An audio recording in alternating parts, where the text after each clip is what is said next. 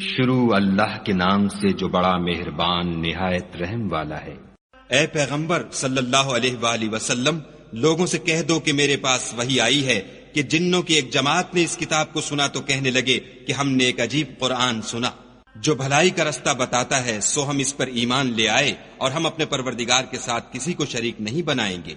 اور یہ کہ ہمارے پروردگار کی عظمت شان بہت بڑی ہے، وہ نہ بیوی رکھتا ہے نہ اولاد، اور یہ کہ ہم میں سے بعض بے وقوف خدا کے بارے میں جھوٹ افطرا کرتا ہے، اور ہمارا یہ خیال تھا کہ انسان اور جن خدا کی نسبت جھوٹ نہیں بولتے، اور یہ کہ بعض بنی آدم بعض جنات کی پناہ پکڑا کرتے تھے، اس سے ان کی سرکشی اور بڑھ گئی تھی، اور یہ کہ ان کا بھی یہی اعتقاد تھا جس طرح تمہارا تھا کہ خدا کسی کو نہیں جلائے گا، اور یہ کہ ہم نے آسمان کو ٹٹولا تو اس کو مضبوط چوکیداروں اور انگاروں سے بھرا ہوا پایا، اور یہ کہ پہلے ہم وہاں بہت سے مقامات میں خبریں سننے کے لیے بیٹھا کرتے تھے، اب کوئی سننا چاہے تو اپنے لیے انگارہ تیار پائے، اور یہ کہ ہمیں معلوم نہیں کہ اس سے اہل زمین کے حق میں برائی مقصود ہے یا ان کے پروردگار نے ان کی بھلائی کا ارادہ فرمایا ہے، اور یہ کہ ہم میں کوئی نیک ہیں اور کوئی اور طرح کے، ہمارے کئی طرح کے مذہب ہیں،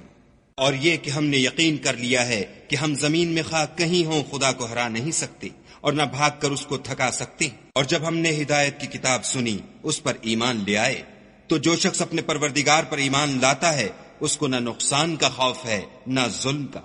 اور یہ کہ ہم میں بعض فرما بردار ہیں اور بعض نافرمان گناہگار ہیں، تو جو فرما بردار ہوئے وہ سیدھے رستے پر چلے اور جو گناہگار ہوئے وہ دوزخ کا ایندھن بنے۔ اور اے پیغمبر صلی اللہ علیہ وآلہ وسلم، یہ بھی ان سے کہہ دو کہ اگر یہ لوگ سیدھے رستے پر رہتے تو ہم ان کے پینے کو بہت سا پانی دیتے تاکہ اس سے ان کی آزمائش کریں، اور جو شخص اپنے پروردگار کی یاد سے منہ پھیرے گا وہ اس کو سخت عذاب میں داخل کرے گا، اور یہ کہ مسجدیں خاص خدا کی ہیں تو خدا کے ساتھ کسی اور کی عبادت نہ کرو۔ اور جب خدا کے بندے محمد صلی اللہ علیہ وآلہ وسلم اس کی عبادت کو کھڑے ہوئے تو کافر ان کے گرد ہجوم کر لینے کو تھے، کہہ دو کہ میں تو اپنے پروردگار ہی کی عبادت کرتا ہوں اور کسی کو اس کا شریک نہیں بناتا، یہ بھی کہہ دو کہ میں تمہارے حق میں نقصان اور نفع کا کچھ اختیار نہیں رکھتا،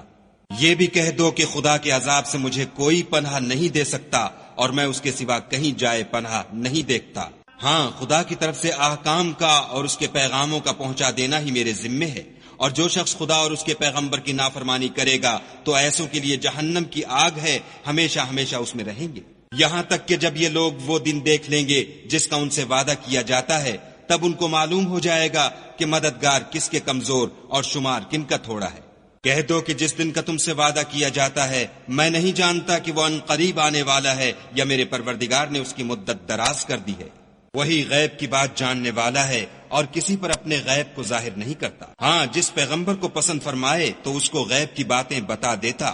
اور اس کے آگے اور پیچھے نگہبان مقرر کر دیتا ہے تاکہ معلوم فرمائے کہ انہوں نے اپنے پروردگار کے پیغام پہنچا دیے ہیں، اور یوں تو اس نے ان کی سب چیزوں کو ہر طرف سے قابو کر رکھا ہے اور ایک ایک چیز گن رکھی ہے۔